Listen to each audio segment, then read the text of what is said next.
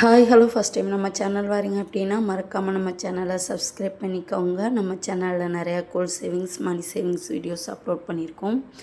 So ஃப்ரீயாக இருக்கும்போது once பாருங்கள். அப்புறம் நம்ம சேனலை உங்களுக்கு பிடிச்சிருந்தா ஷேர் பண்ணுங்கள். நம்ம இன்றைக்கி பார்க்க போகிற டாபிக் பார்த்தோம் அப்படின்னா, நம்ம சப்ஸ்கிரைபர் ஒருத்தவங்க 6 லட்சத்துக்கு கனரா பேங்கில் நான் அடகு வச்சுருக்கேன் சிஸ்டர், டிப்ஸ் சொல்லுங்கள் அப்படின்ற மாதிரி சொல்லியிருக்காங்க. ஸோ அவங்களுக்காக நான் வீடியோ தான் இது. கண்டிப்பாக நம்ம எல்லாருக்குமே யூஸ்ஃபுல்லாக இருக்கும். ஸோ கடைசி வரை பாருங்கள். நான் வீடியோ லாஸ்ட்டில் 2 வழிமுறை கொடுத்துருக்கேன். ஸோ அதையும் பாருங்கள். அதுக்கு முன்னாடி நம்ம செய்ய வேண்டியது ஃபஸ்ட்டு என்ன அப்படின்னா, நகையை நம்ம அடகு வைக்கும்போதே இப்போ 5 பவுன் இருக்குது அப்படின்னா 5 பவுனையும் மொத்தமாக கொண்டு நம்ம வைக்கக்கூடாது. இப்போ ஒரே பொருளாக இருக்குது அப்படின்னா ஓகே.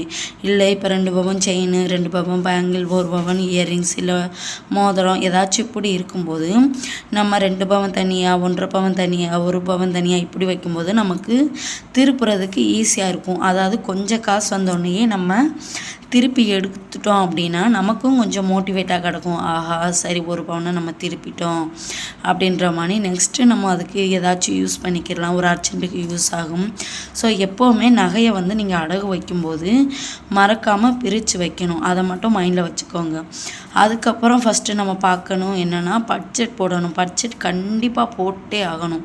நீங்கள் நகையை திருப்பணும், இல்லை ஏதாச்சும் ஒரு வட்டி கடன் கொடுக்கணும் அப்படின்னு நீங்கள் நினச்சிங்கன்னா கண்டிப்பாக ஃபஸ்ட்டு பட்ஜெட் போட்டுருங்க. பட்ஜெட் போடலை அப்படின்னா நமக்கு எவ்வளோ வருமானம் வந்தாலுமே நமக்கு நம்ம இதுக்கு இவ்வளோ கொடுத்தோம், அதுக்கு இவ்வளோ கொடுத்தோம், செலவழிஞ்சிட்டு இவ்வளோ வருமானம் வந்துச்சு அப்படின்றது மட்டும்தான் நம்ம மைண்டில் இருக்குமே தவிர, எங்கே கூட போயிருக்கு, எங்கே குறைக்கணும், எங்கே எக்ஸ்ட்ரா நம்ம செலவு பண்ணியிருக்கோம் அப்படின்றது எதுவுமே தெரியாது.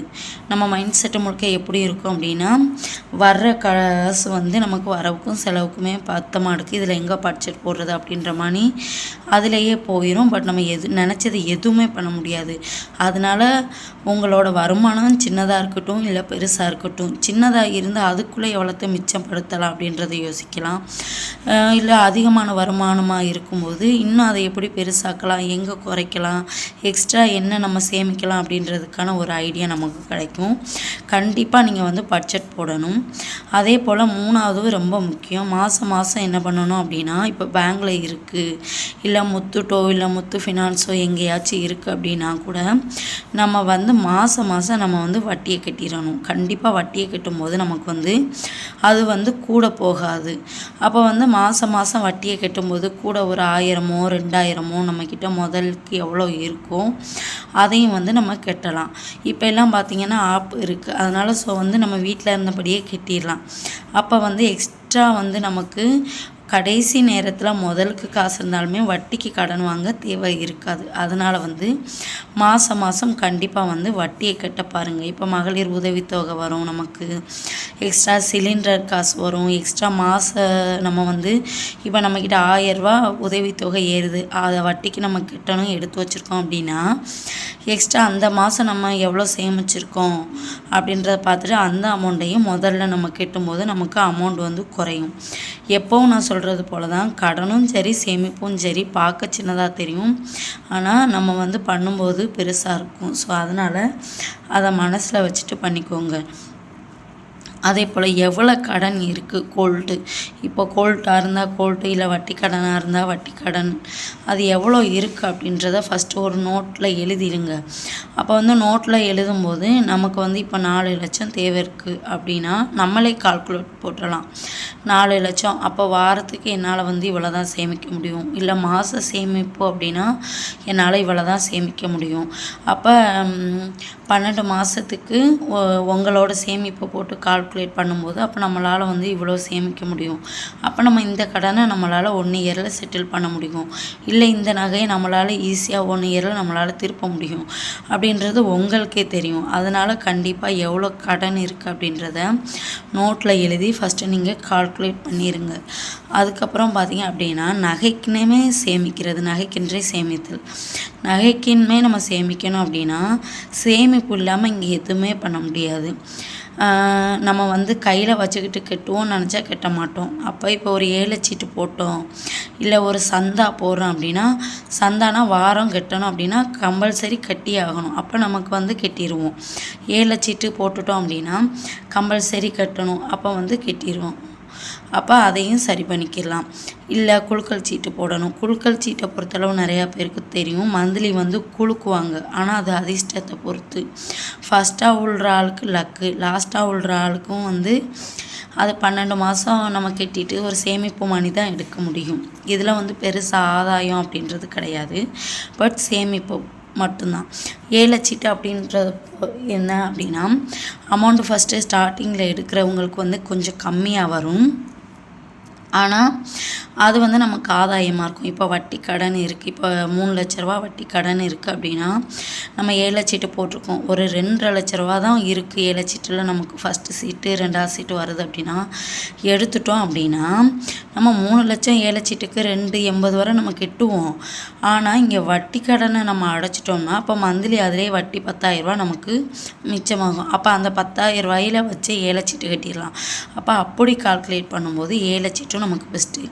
இல்லை ஏலச்சீட்டு குலுக்கல் சீட்டு என்னால் போட முடியலப்பா, ரொம்ப கஷ்டம் அப்படின்னா கொஞ்சமாக உங்களுக்கு கிடைக்கிற பணத்தில் ஒரு ஆர்டி போடுங்க. ஆர்டி போட்டு 1 இயருக்கு எவ்வளோ சேவ் பண்ண முடியும் அப்படின்றத பார்த்துட்டு 1 இயரோ 2 இயரோ போட்டு நம்ம அது மூலயமா நம்ம நகையை திருப்பிக்கலாம்.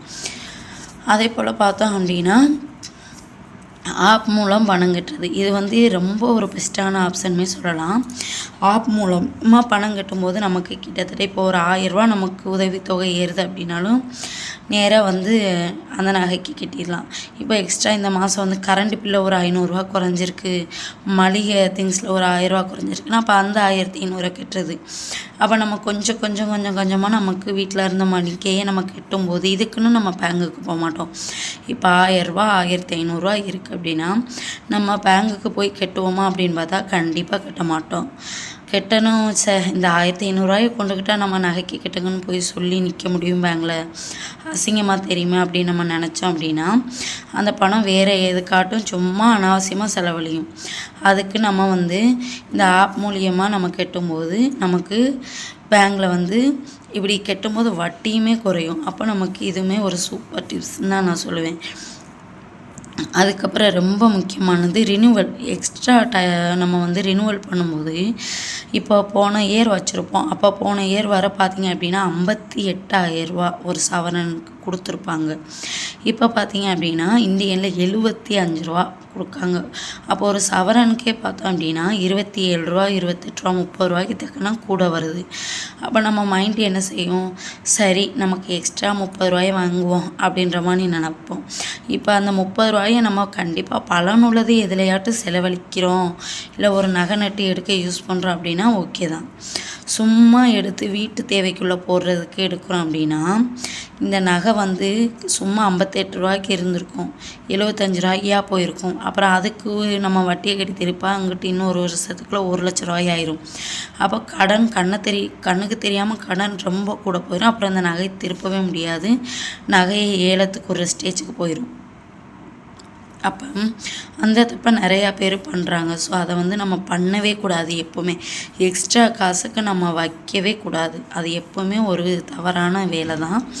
ஸோ வந்து அதை பண்ணவே பண்ணாதீங்க. அதே போல் எக்ஸ்ட்ரா இன்கம் பார்த்தோம் அப்படின்னா இப்போ ஒரு வீட்டில் ஹஸ்பண்ட் மட்டும்தான் நமக்கு வேலைக்கு போய் சேலரி வருது அப்படின்னா அதில் வந்து நமக்கு ஃபீஸ் கட்டுவோம், மளிகை திங்ஸ் வாங்குவோம், கரண்ட் பில் கட்டுவோம், அப்புறம் நமக்கு மொய் போடுவோம், அப்புறம் நமக்கு மெடிக்கல் இருக்கும், எல்லா தேவையும் சந்திக்க முடியும். எக்ஸ்ட்ரா சேவ் பண்ணவே முடியாது.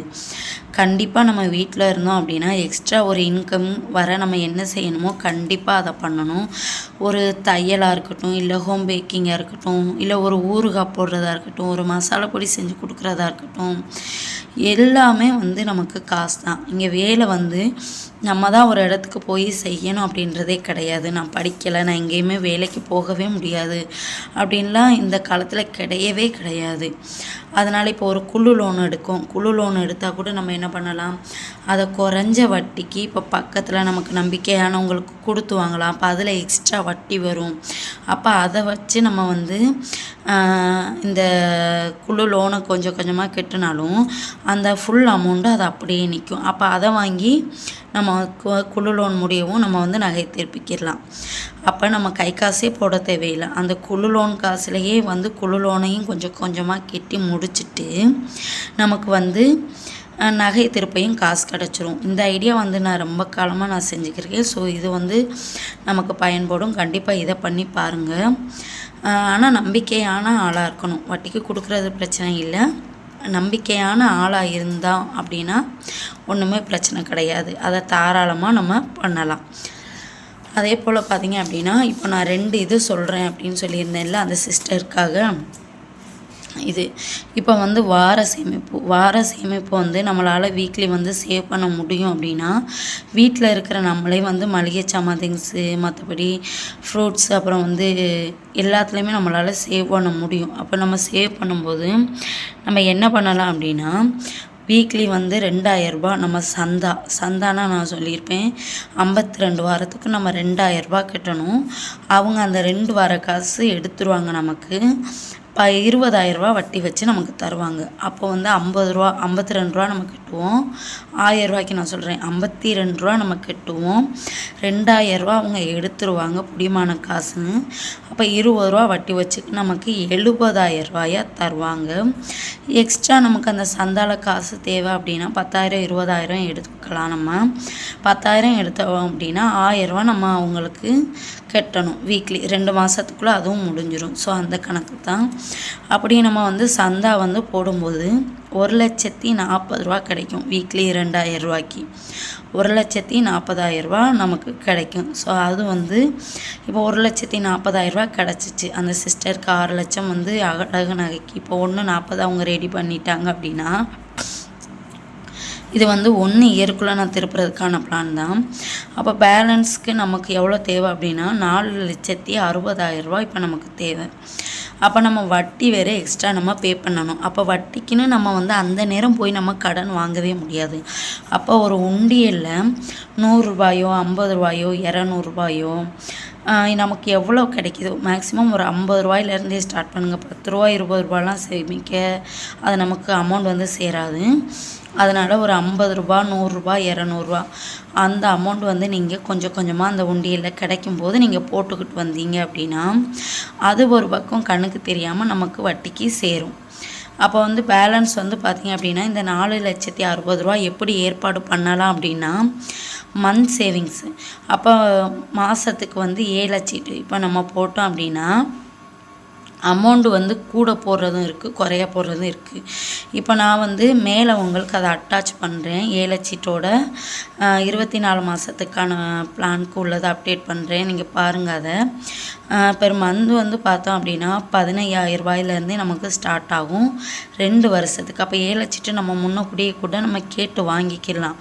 அப்போ கேட்டு வாங்கிட்டு நம்ம தேவை அப்படின்னா திருப்பிக்கலாம். இல்லை எனக்கு கேட்டு வாங்க தேவையில்லை அப்படின்னா நீங்கள் கடைசியாக நம்ம எடுக்கிற மாதிரி இருந்தால் கரெக்டாக நமக்கு 4,90 இல்லை 5 கிடைக்கும். அப்போ வந்து நமக்கு இந்த சந்தாவும் முடிய கரெக்டாக இந்த 7 சீட்டும் நமக்கு ஓடி அடைஞ்சிரும். அந்த 1 இயருக்கு 2 இயர் ஆயிரும் இல்லையா? அப்போ அந்த 1 இயருக்குள்ளே அந்த லாஸ்ட்டு 12வது மாதம் நம்ம எடுக்கும்போது கிட்டத்தட்ட 4,00,000 சில்லற கிடச்சிரும். 4,30,000 ரூபாய்க்கிட்ட கிடைக்கும்னு நினைக்கிறேன் 12 மாதம் லாஸ்ட்டில்.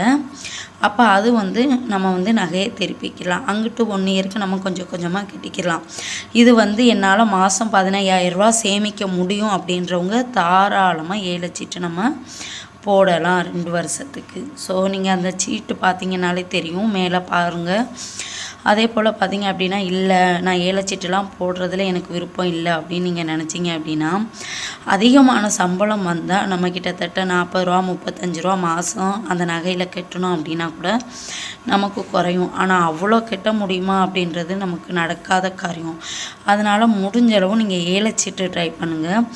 7 சீட்டு போடுறது முக்கியம் இல்லை. 7 சீட்டு போடும்போது நமக்கு நல்லா தெரிஞ்சவங்களா நம்ம வீட்டு பக்கத்தில் இருக்காங்களா அவங்க ஆல்ரெடி வந்து பிடிச்சிருக்காங்களா எத்தனை பேருக்கு கரெக்டாக காசு கொடுத்துருக்காங்க எத்தனை இயர்ஸாக இதை வந்து நடத்துகிறாங்க அப்படின்றது எல்லா டீட்டெயிலும் எடுத்துகிட்டு நீங்கள் போடுங்க. ஏன்னா நிறைய இடத்துல பணத்தை வாங்கிட்டு ஓடிடுறாங்க. ஸோ அதெல்லாம் வந்து நமக்கு தேவையில்லாதது.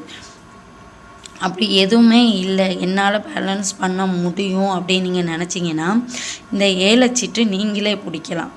உங்களுக்கு அதுக்கு ஏலச்சீட்டு பிடிக்கிறது எப்படின்னு தெரில அப்படின்னா கீழே கமெண்ட் பண்ணுங்கள், நான் அந்த வீடியோவும் நான் போடுறேன். அப்படி கிடைக்கும்போது நமக்கு மாதம் வந்து நம்மளுக்கு வந்து அமௌண்ட் வரும். நம்மளே சீட்டு எடுத்துகிட்டு அதை நம்ம வெளியே கொடுத்து வாங்கி அந்த ஏலச்சீட்டை கட்டிடலாம். அதெல்லாம் சூப்பர் ஐடியா தான். ஸோ உங்களுக்கு வேணும் அப்படின்னா சொல்லுங்கள், கீழே நான் அந்த வீடியோவுமே நான் உங்களுக்கு போடுறேன். அதே போல் பார்த்திங்க அப்படின்னா செகண்டு என்ன அப்படின்னு பார்த்திங்க அப்படின்னா 2 பிரிவாக இருந்துச்சு அப்படின்னா ஃபஸ்ட்டு வந்து 3 லட்சம் 3 லட்சத்துக்கு அவங்களுக்கு வச்சுருந்தாங்க அப்படின்னா, இல்லை ஒரு 3 லட்ச ரூபாய்க்கு உள்ளதை ஃபஸ்ட்டு நான் 1 இயருக்குள்ளே திருப்பிக்கிறேன்ப்பா, 6 லட்ச ரூபாய்க்குலாம் என்னால் திருப்ப முடியாது, இவ்வளோ அமௌண்ட் என்னால் கெட்டவே முடியாது அப்படின்னு நீங்கள் நினச்சிட்டிங்க அப்படின்னா